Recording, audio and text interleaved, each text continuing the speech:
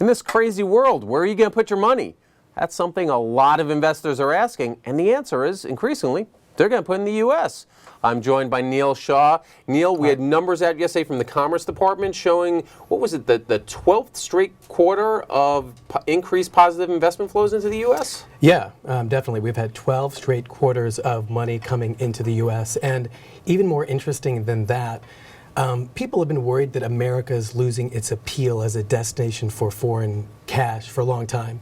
And the government initially thought that last year our incoming foreign direct investment dropped 4%.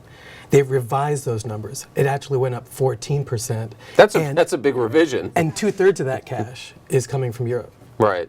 And I guess, is that all that surprising that, if you look right now, if you're someone, whether you're an institution or an individual in Europe, if you're, say, in Spain, and you're thinking if there's any chance Spain could get out of the euro, do I want to keep my money here, or do I want to put someplace safe like the U.S.? It's a theme that you see not just with companies, but also with, wealthy individuals and other kinds of players. I mean, for example, you also have Europeans, Asians, Canadians also looking to the U.S. to invest in real estate, another form of foreign investment into the U.S. And just to be clear, the investment in real estate, is that part of these foreign direct investment numbers? It is.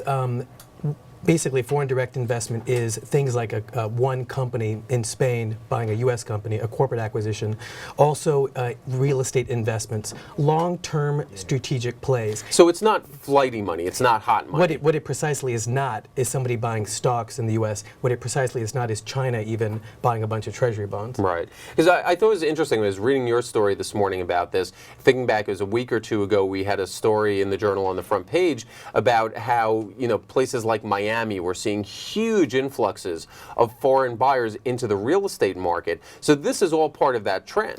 It's definitely part of a similar trend.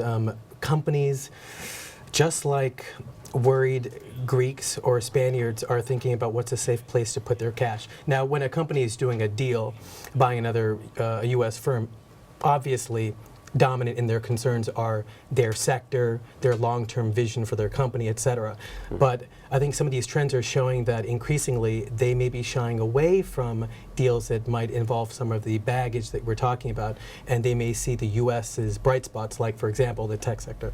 Right, or even things, old economy, things like Michelin setting up a plant in South Carolina. Right, definitely. So we've had this year the example of Michelin expanding production, trying to expand production in the U.S. And we've kind of this year had a string of announcements like these. And what's encouraging is that the first quarter, which we have data for, tends to be kind of a weak quarter for foreign direct investment. People are just it's just not the deal-making time of year. What we're seeing, for mergers and acquisitions tends to be kind of quiet. What we're seeing really in the pipeline is a bunch of deals that have been announced that are going to boost these numbers, in effect bringing a lot more capital into the U.S., which can be very good for growth. Right. And I guess, as you put in your story, the phrase is the reindustrialization of America. Is it really that positive? Well, in addition to foreign companies seeing the U.S. as the place to be, in addition to wealthy individuals in Europe seeing U.S. real estate as attractive, you also have, other forces also acting in the same direction. There was a survey by the Boston Consulting Group suggesting that, I think nearly half of the companies polled, these were multinational firms, U.S. firms, were thinking about, over in time, bringing production back to the U.S. So you also have U.S. firms increasingly thinking that, the way the calculations are going, it might be nice to bring stuff back in the U.S. So the combination So it's both foreigners and domestic firms, definitely a positive in an economy that could use a few positives.